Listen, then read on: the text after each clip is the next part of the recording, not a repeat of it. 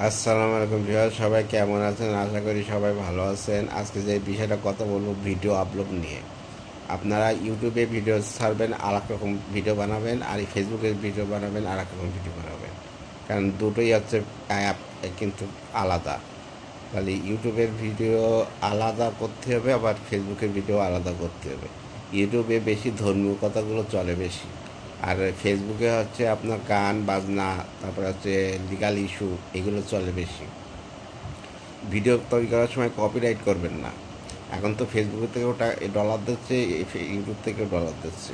কিছুটা অভিজ্ঞতা আছে, সেজন্য আমি বলতেছি। আর সঠিক নিয়ম কানুন মেনে ভিডিও আপলোড করবেন, তাহলে আপনার ভিডিও ভাইরাল হবে। আর যত সম্ভব এডিট কম করবেন। আর অ্যাপের মাধ্যমে কোনো গান গাবেন না। অ্যাপে যে নকল, এটা ভাইরাল হবে না, ভিউজ হবে, কিন্তু আপনি ভাইরাল হতে পারবেন না। ভাইরাল হওয়ার জন্য কিছু টিপস আছে। নিজের অরিজিনাল কন্টেন্ট তৈরি করুন, আর প্র্যাকটিস করতে থাকুন। প্র্যাকটিস ছাড়া করবেন না। এই যে একবার, আমার তো এখন একরকম একটা ভিডিও একবারই হয়ে যায়, কারণ আমি তো প্রচুর ভিডিও করেছি। প্রচুর ভিডিও করার পরে একটা প্র্যাকটিস হয়ে গেছে। এখন আমি যেভাবে করি সেটাই ভাইরাল হয়। তাহলে ভাইরাল হতে গেলে প্রথমে আপনাকে এডিট ছাড়া করতে হবে, কপিরাইট হয় না। আপনি যদি গান তাহলে গান গালে হচ্ছে আপনার ব্যাকগ্রাউন্ডে যে মিউজিকটা দেবেন সেটা যেন একদম অরিজিনাল না হয়, মানে একটু ধাঁচা রাখবেন। অনেক সময় বলতে পারেন যে রিপন ক্রস ইজ সিঙ্গিং, মানে আপনার যেটা নাম সেটা হচ্ছে সেইভাবে সিঙ্গিং ভিআর এগুলো বলবেন। আর কোনো মিউজিক চলা অবস্থায় কথা বলবেন। আর কথা না বললে, মিউজিক দিলে সে কপিরাইট হয়ে যায়। যত সম্ভব এড়িয়ে চলবেন। আর সবার জন্য শুভকামনা রইল। আর এটা সুন্দর ভবিষ্যৎ। এখন সব ডিজিটাল হয়ে যাচ্ছে। সব সরকারি চাকরি পাওয়ার চেয়েও এই ফেসবুক, ইউটিউবের দাম বেশি।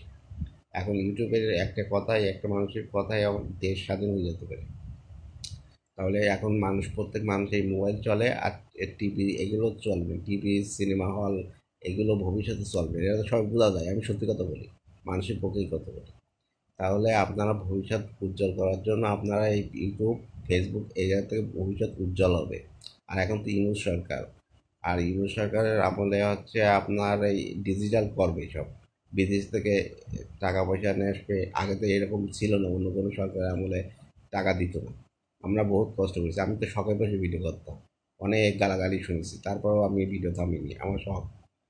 তাহলে আমার পাগল বলিছে, বলিছে, হ্যান ত্যান বলিছে, আমি কারো কথা কান দেয়নি। আমার মতো আমার কাজ করে গেছে, কাজ করে যান, সফলতা ইনশাল্লাহ আসবে।